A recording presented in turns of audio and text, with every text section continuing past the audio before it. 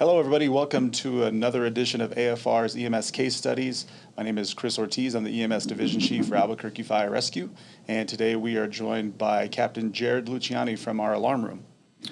Welcome, Cap. Thank you. So somewhat of a special edition of our AFR Case Studies. Today, we really wanted to take an opportunity to highlight AFR's dispatch center through their leadership and answer some questions that they regularly take from the field to give everybody a little different perspective on what they do. So thank you, Cap, for joining us today. I know that our dispatch center is unique. And can you tell us a little bit what makes AFR's dispatch center different than a lot of dispatch centers across the country?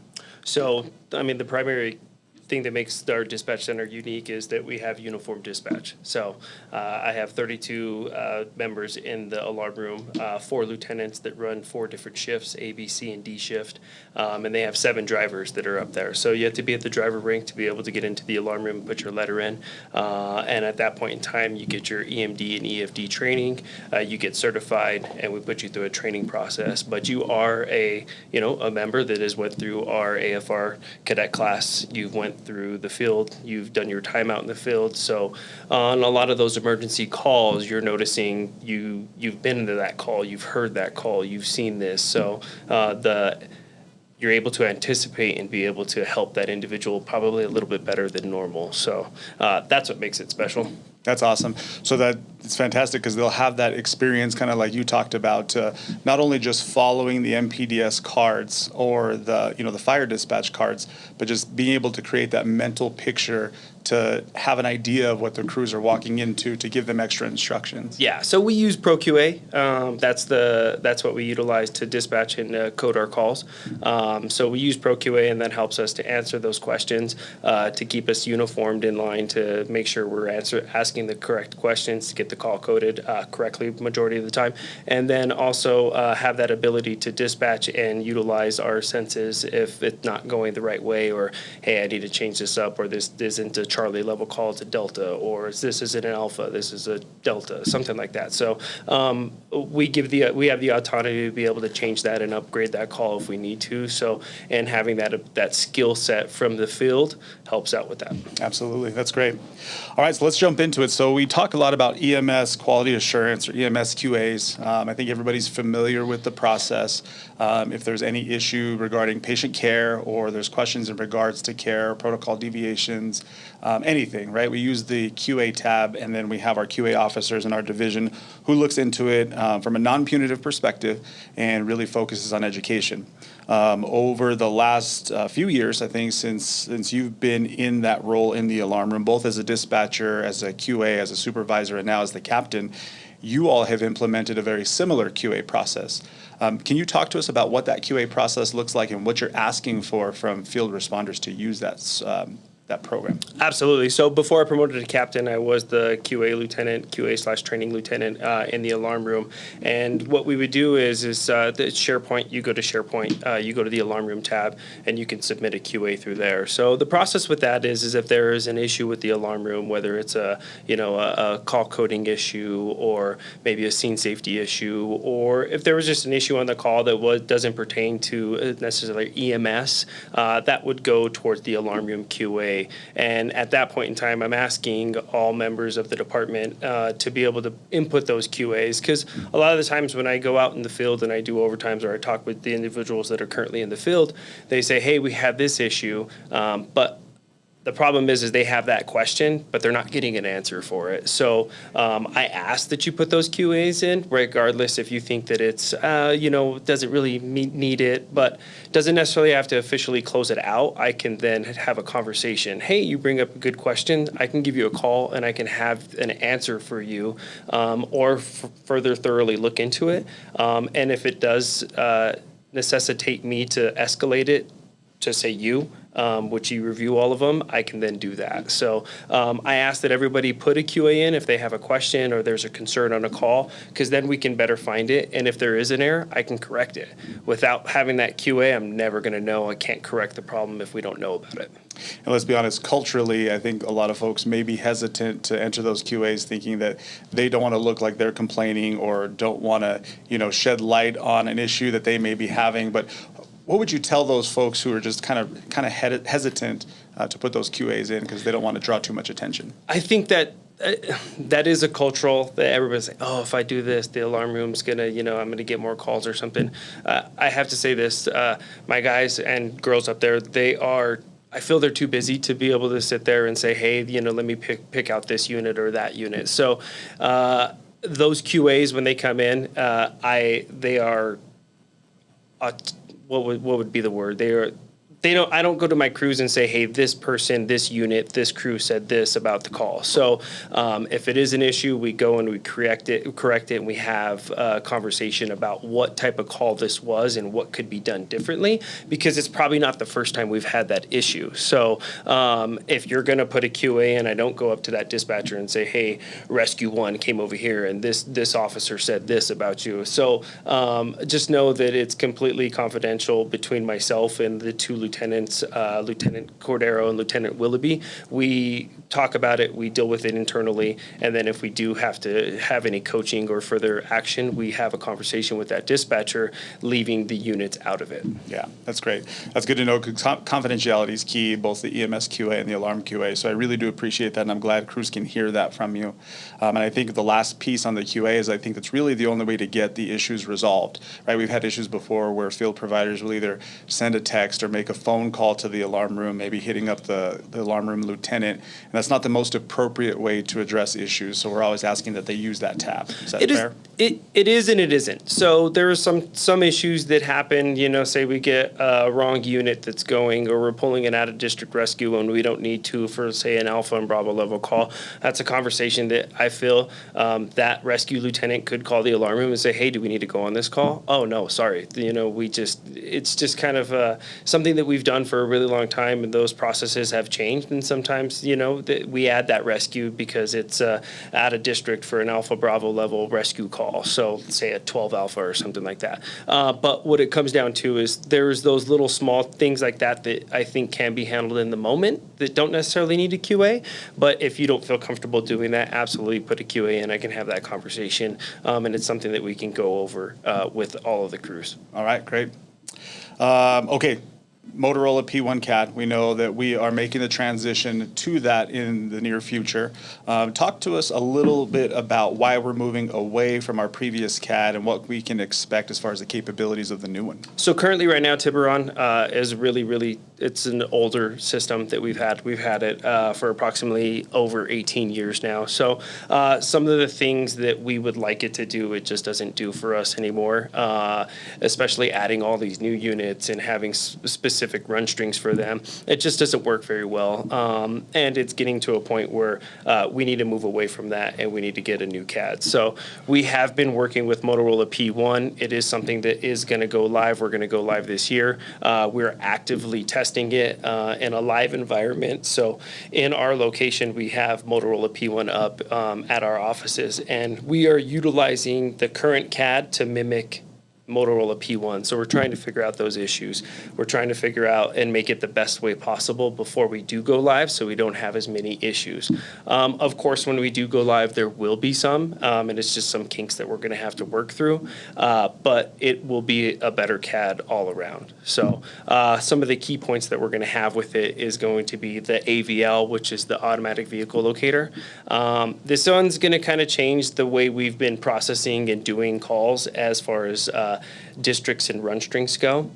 We're going to be utilizing this AVL, which will be through the MDT. So when a call gets dispatched, it may be in a specific district. So for instance, I just did one. It was in Two's district. It was Two's firebox, but engine 1 was on a call, and it pulled up ladder 1 because ladder 1 by the time was a minute closer. So we would be dispatching ladder 1 to that call for Alpha Bravo level call. So we're going to see districts probably change. They're not going to be as rigid as they are. It's not going to be this map that says, oh, this line here is going to say this or that.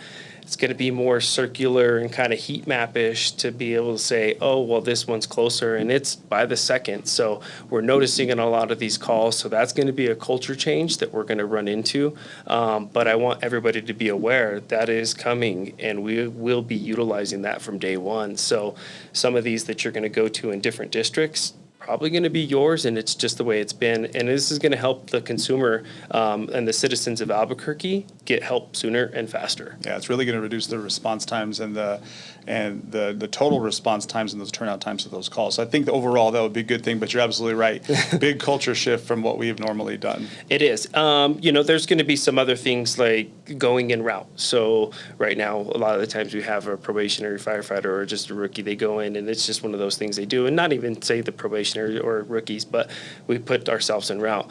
There's going to be some time frames as to when wheels get rolling is when you go en route, or it'll put you on scene within 250 yards from the call that you're at, or it'll clear you from your call after 500 feet from where you're at. So there's just going to be some of those kind of different changes that we're going to have. So there's going to be no more of, I'm going to keep myself on the call until I get back to the station to finish my report and then clear.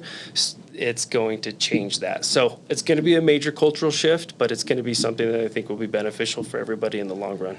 I think historically none of that's ever actually happened. So really we're not going to see any changes, right? Nobody's ever waited to clear a call until they got back to the station or anything. So. No, I mean, what happens is you could forget or something, sure. Or some things like that happen, or you're stuck on there, and it's like, I didn't clear that call. But it's going to be one of those ones where we'll be able to track and kind of see, and not actively tracking. We're not going to be looking at a board saying, oh, this or that. But what ends up happening is we'll be able to see if the structure fire pops and they say, hey, we're near there. No, the CAD's going to recommend it per your AVL, your location, and it'll be able to dispatch the correct units for time purposes. That's great. It's really going to help with data for sure.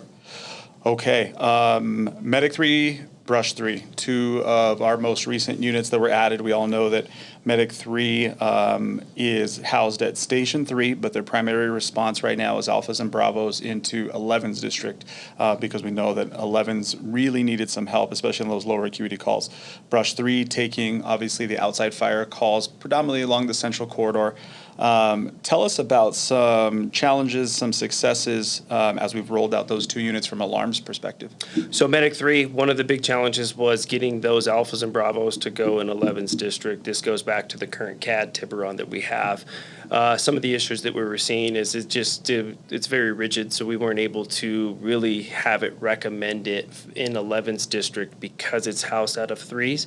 And we weren't able to recommend it for the Alphas and Bravos in 11's district. It always wanted to go back to Station 3. So those are things that we had to work through, and I feel we've worked through pretty good. There is still some deficiencies, or I could say errors, when getting Alpha Bravo, we get Engine 11 or Rescue 11 dispatched to those. And unfortunately, those are just the way it is because Medic 3 is not being recommended for that. So it's always, every time an Alpha Bravo goes off in 11's district, my dispatchers have to remember, Medic 3, and we have to check for Medic 3. So at face value, it sounds pretty easy, but when you're taking 400 calls a day in a dispatch center, sometimes those errors do happen. So I apologize, but they do happen, and it's unfortunate, but we are working through it, and we understand. But Medic 3, over the course since it's been live, it has worked out pretty well. I think it's helping out the district, and those errors have diminished as we've seen it go through further. So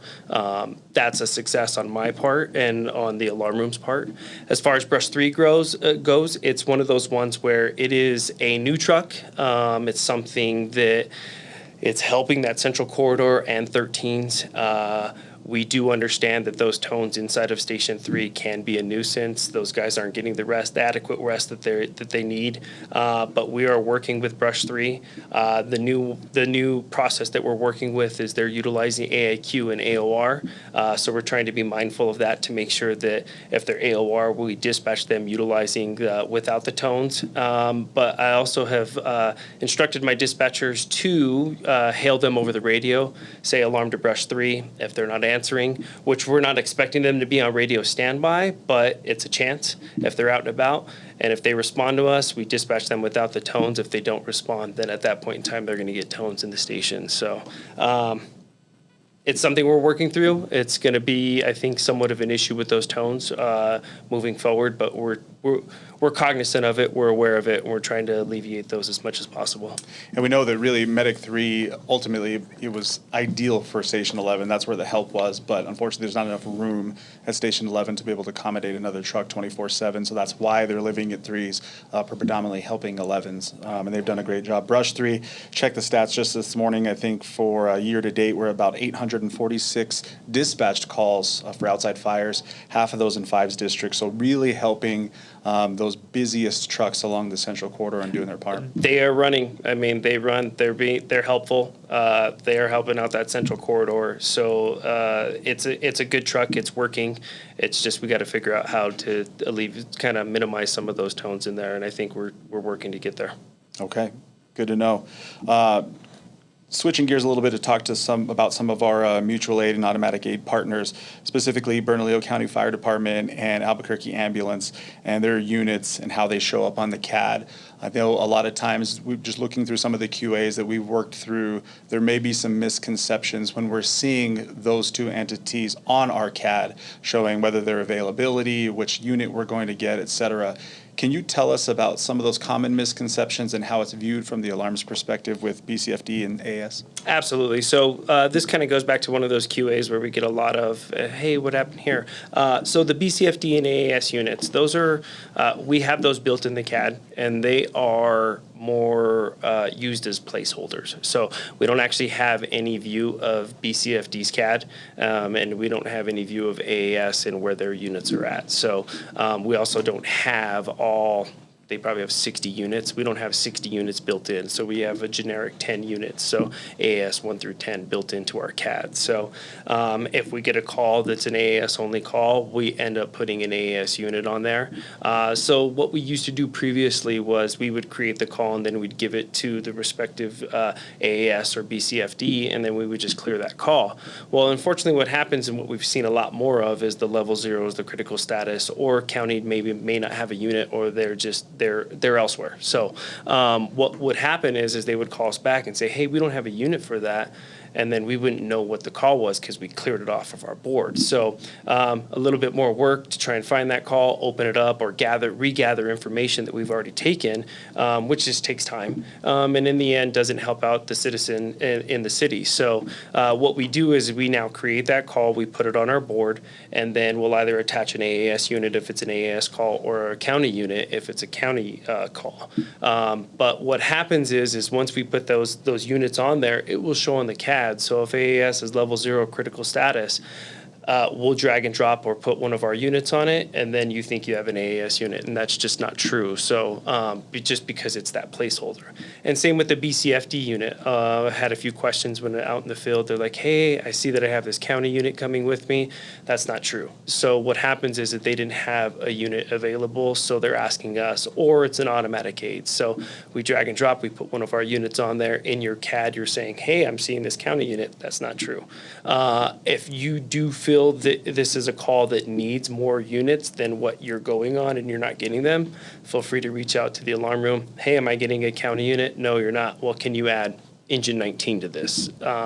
Those are just simple questions that can be fixed in the moment instead of showing up on a call and you're kind of, it's more serious than what was dispatched as or coded as, and then you are dealing with something and you're behind the 8 ball just because you don't have the units or the hands available. So, and your dispatchers have done a fantastic job of utilizing the notes. So I've seen it on the CAD to where, if it's let's say a call where AAS is advised, you'll notify that there's no AAS. When they're critical, you're documenting the critical. If there's special information, if officers are scrolling to the bottom, they'll see some of that information. Yeah, I mean, notes is something that I preach all the time, and I'm always letting my dispatchers know more notes, more notes, more notes. It's something that the field officers have been really good with, and they said, hey, I've checked my MDT, I don't see any notes here. So I think that's come a long way. Is there opportunity for growth? Absolutely. I think there's opportunity growth for growth on both sides, but it's one of those things that it's just it's a fast-paced environment. We have 2 minutes to get a call dispatched, coded, and get our units en route. So sometimes all that information isn't there initially when it's dispatched. So they do their best to try and get as much as possible and put the notes in there. And our officers in the field are doing a really good job with reading those notes. So I commend everybody for trying to work together to get that done, which is awesome. And last question I have on that in regards to the AAS side, we'll probably never have them built into the CAD. We're operating off two separate CAD systems altogether. So the placeholder for AAS would likely still be the same with the P1. Is that accurate? That is correct. We have them built in. I wouldn't want to speak out of step, but there is a potential CAD to CAD interface with their new CAD that they're going with that we may be able to look at and see what we could do with that. We're not there yet, so it's one of those things that it is something that's an option later on down the future, but initially when we go live, absolutely, it's going to be that placeholder. Same with BCFD, it's going to be a placeholder. We'll put them on there. If they're not available, then we put our units on there. But unlike what we're doing now, once we switch over to P1, we can at least allow them more access to be able to view our CAD than we could with the current Tiburon system. I mean, we have Join Me, which AAS uses, and I think they use pretty effectively and efficiently, as well as a lot of our field units do. Yes, it would be a little bit easier to share that information now than it is currently with Tiburon. Okay, good deal. ACS, another one of our public safety partners. We know that effective the 31st of January, they moved off of the AFR CAD and moved completely over to APD's ECC, or the dispatch center. Talk to us a little bit about that transition, where we were before, where we are now, and how we can request ACS units if we feel it's appropriate. Okay. ACS, as we all know, I think we've all started working better with ACS, and just as they've grown, we've been able to utilize them more. A lot of our field units have definitely requested them out more, and I think it's been beneficial for them. So that's good. But they have switched over to APD because they want to get on their radio traffic. APD's creating those calls, and they're actually prioritizing them. Whereas before, they weren't necessarily prioritizing them. They were going off of the call, which was either an unsheltered individual or a welfare check. APD's now taken over, and they're going to prioritize them utilizing their coding system. So that's a little bit of change on their end. I'm sure most people have seen whoever utilizes Join Me and can see on the CAD. It's a lot cleaner now because we just don't have all those ACS units. And anybody that would have went online to see that, you could just notice that we had anywhere between 5 and 10 calls for ACS at any given time. So they take a lot of calls.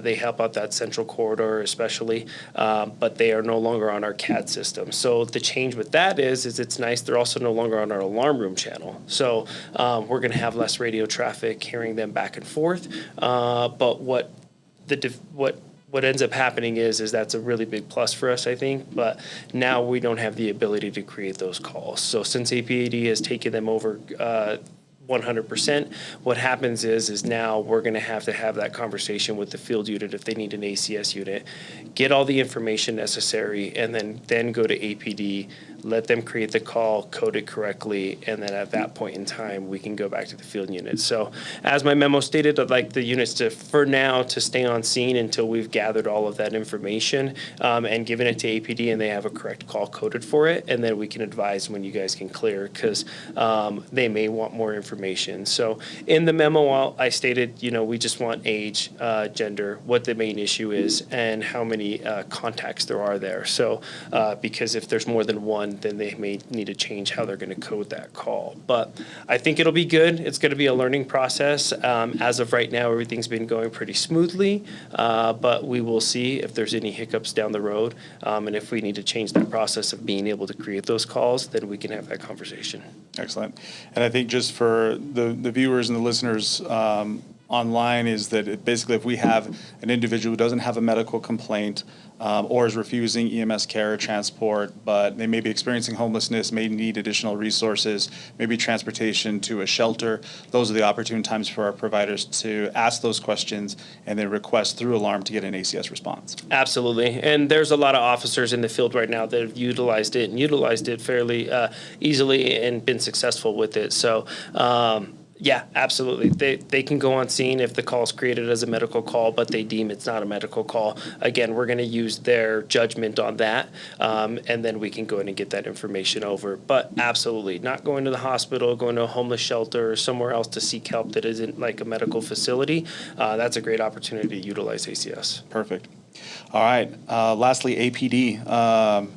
I know that currently, just like us, they're seeing an uptick in volume, finite number of resources that are available, a lot of calls for service. So we, in turn, are seeing longer response times potentially to us from APD.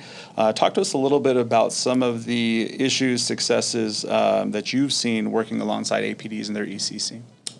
So I have a really good relationship with APD on their side. I can go over there. I talk with them often, daily, multiple times a day, actually. So we have a really good relationship back and forth between AFR and APD dispatch. So that's a positive, and it really helps out with them being able to, field my concerns and questions and vice versa. So I think we overcome that hurdle, and by having that relationship, we can kind of get a little more clarity and get things taken care of a little bit sooner. But one of the things is yes, they do have that issue with maybe getting officers dispatched in a timely manner. Maybe not dispatched in a timely manner, but getting an officer there, depending on what's happening in the city. Because if we have 40 calls live on the board, they've probably got 100 calls. So they're definitely busy. They're just as busy as we are, if not more. But one of the things that we like to do is I work hand in hand with the APD to be able to try and have those conversations about what we can do to get APD there faster. So we've had conversations regarding the Code 900 and some of the verbiage that we need to utilize, and just articulating better about what it is that we need on our end so that they can come out and help us out. As far as those on-scene times from APD when dispatched, Alarm Room has been tasked to be able to try and figure out a way to track that so that we can have some data moving forward. We don't know how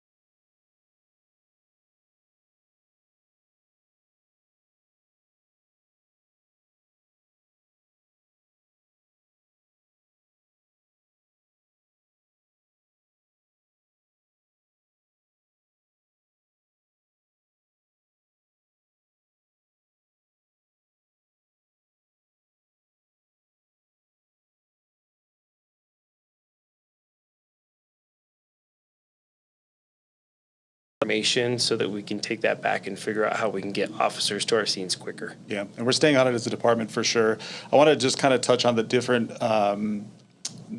circumstances in which we would need APD. So thinking through, obviously scene security and scene safety is paramount to everything else. So if I get dispatched or to a call where there's a potential for violence or it doesn't seem secure, APD is likely going to come with us, or we can request them, right? So Alarm Room's going to dispatch. We'll wait to make patient contact until that scene is secured, and that'll be verbalized by the Alarm Room.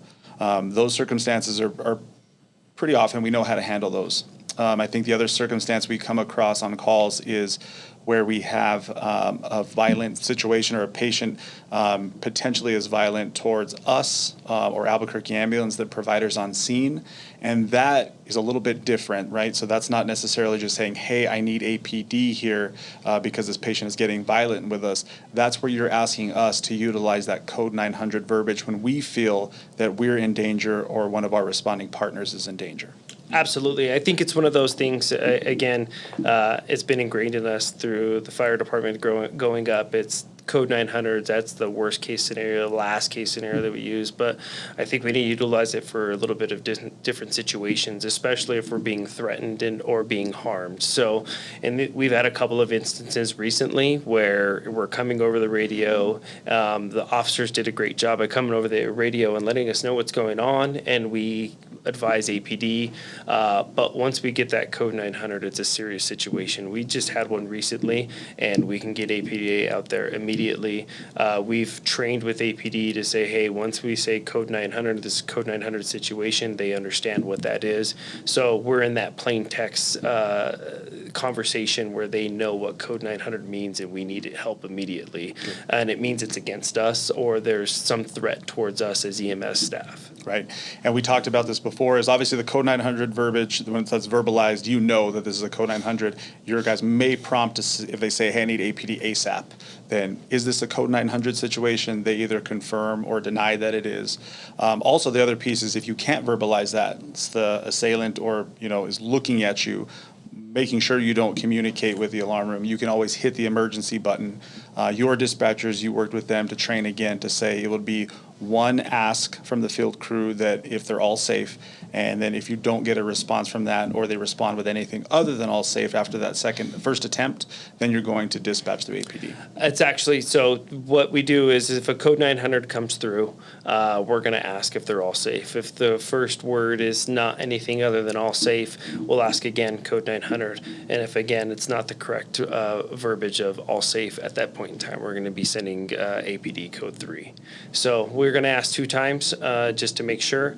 And remember, for those that haven't used it before, which hopefully we won't ever have to, but it's there for if we need it. Hopefully what happens is when you do hit that code 900 button, that emergency button, it's going to clear the airwaves for 10 seconds. So even if you're not able to have your radio near you, those mics pick up a lot of from far away, they pick up everything that somebody's saying. So at that point in time, say what you need to say, whether it's yelling, screaming, or whatever, or if just it's an awkward conversation, we're going to hear it and we're going to say, oh, that doesn't sound right, and we'll get APD going right away. So it's something that a lot of our members do not use. And I'm not saying, hey, be willy-nilly with it, just use it all the time. But if you are in a situation where it is not okay, definitely use that code 900 button, because the alarms blare in the alarm room. We're going to see it. We know what's happening. We know who it is. We'll get units out there. Sure.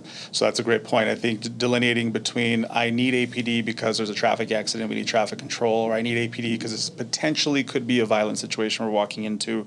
Those are going through alarm, clear text, let them know what you need. Wait to make patient contact if you have to, if you don't feel safe, because the safety is paramount. Yeah. However, if it's a threat to you, a threat to another responder on scene, that's the code 900, and that's where it's key to use that clear language with alarm. Absolutely. Okay. That's key. And as we all know, the best case scenario in these dangerous situations is to try to move yourself away from that situation. But let's just face it, sometimes we can't. And it's also not our nature either. So we want to take care of and fix things and not leave somebody in a situation that somebody else could get hurt. So it is an opportunity to use those at that point in time and be able to get that help when you need it. Big cultural shifts. Like we learned since day one of EMTB school, it's scene safety. You can't help others if you're not safe. Yep. So I think that it has been a big cultural shift for us, but we're really trying to make sure crews understand that if you're not safe, it's okay to try to de-escalate. It's good to retreat, get back to the truck, and wait until APD secures. Yeah, like you said, we do no good if we're the ones that are injured. We can't, if the help's not being able to help because they're injured, then the scene just it goes worse. So, right. Have those opportunities. If you're ever in that situation, just use it, because it's better to use it and then not need it. Yep. So front loading those resources for sure. Absolutely. Lastly, the one of the common issues is response times to potentially like 9 Bravos, let's say. We have a 9 Bravo worked a cardiac arrest. We didn't get a ROSC, and now we have to maintain custody of that body until APD can take over. We have had circumstances where crews are waiting 30 minutes, an hour, upwards of sometimes an hour and a half, potentially. I think what we're asking, and with your help, is that crews, after they've had an extended wait time or they still don't have an APD presence, is going through alarm, requesting an ETA. You guys will do your check with ECC to make sure they have one coming, and then the responsibility right now, based on the agreement that we have with them, is if they don't, if we're requesting and they don't have an officer immediately available in that area command, that they will then look at other area commands to try to free up an officer to get them there. So an example would be Southeast has no officers. They may pull from the foothills. They may pull from Northwest to make sure that they're meeting our needs and our request when needed. So that is the overall goal. That's been kind of advised to me or told to me that that's the goal that we're looking at. And that's where this process of tracking is going to come from, because their dispatchers aren't saying, oh, no, we can't give you anybody. I think it's the boots on the ground that we're having a little bit of we're working with to be able to correct that situation, to be able to pull from the foothills or wherever. So, yeah, absolutely. If you're standing on scene for longer than what you feel is normal, especially on a 9 Bravo situation or whatever call it may be, and you need APD, and if it's been a long time, absolutely ring down the alarm room, give us a call. We'll find out what's going on, and then we can move forward from there to find out if we can't get somebody from a different location to be able to get to that scene quicker. Because being on scene for an hour, hour and a half does nothing for the citizens of Albuquerque. Right. And APD is newly appointed. Deputy Chief of Operations has been super helpful in working with us on a lot of these issues. So we're thankful that partnership is there. And everybody's busy, so we're just working collaboratively, I think, to try to meet the needs of both departments and the citizens ultimately. Well, both departments are getting busier. Everybody that's out, boots on the ground, they definitely know. It's busy. Everybody's running a lot of calls. So what can we do best to work together to get those calls taken care of in a timely manner? Good deal. I appreciate everybody who's been hanging in so far. This could be a 2-hour podcast with all the things that we could talk about. But in closing, what, if you had to package anything up that you want the field to know about the alarm room, what would you like to share with them? I just think the alarm room, my guys work really hard. My guys and gals, they work really hard. Their goal is to get those calls out to everybody. They advocate for the field units. We definitely try and help them out as much as possible to get the resources that they need. We're not trying to add any additional pressure or strain to the field. But if there is any questions or concerns from officers, please reach out. That's my biggest thing. Give me a phone call. Instead of having an issue with the alarm room and going back to the station and taking it home with you, just give me a call. We can have a conversation. We can kind of figure it out. And if there's issues, we fix them. And if there's not, or I can let them know this is the way it is. And at least moving forward, you don't have that question anymore, or you know what's happening. So, and you see an alarm room standpoint or viewpoint from it. So that's my biggest thing is, my guys want to help out the field and I want to help them out as well. But if you have any questions or concerns, just call me. Awesome. Cap, I really appreciate the time. I think years back I was a newly promoted floating officer and you were new in the department. We got to work together and the relationship has grown. I'm excited to be here today and I appreciate all your leadership within that division because it's done a lot in the time that you've been there. So I appreciate you. Thank you, Chief. Thank you, everybody, for taking the time to watch this special edition of AFR EMS Case Studies. Again, if you have any other special cases or other divisions that you would like to hear from, let us know. We'll bring them in there to have a talk. Until then, we'll see you next time. Thanks.